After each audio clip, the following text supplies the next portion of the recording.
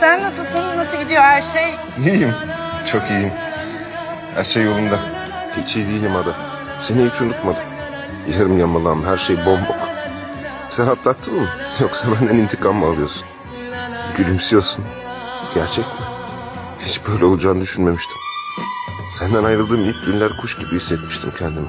Sana da kendime de iyilik yaptığımı düşünmüştüm. Ta ki ufacık bir şey beni darmadağın edene kadar. Sana ait ufacık bir toka alay etti benimle o gün. İşte o sabah Selim'e neleri kaybettiğimi anladım. Bir daha sen olmayacaktın. Bir daha bunu yaşayamayacaktım ben başkasıyla. Hayat alay etmeye devam etti benimle.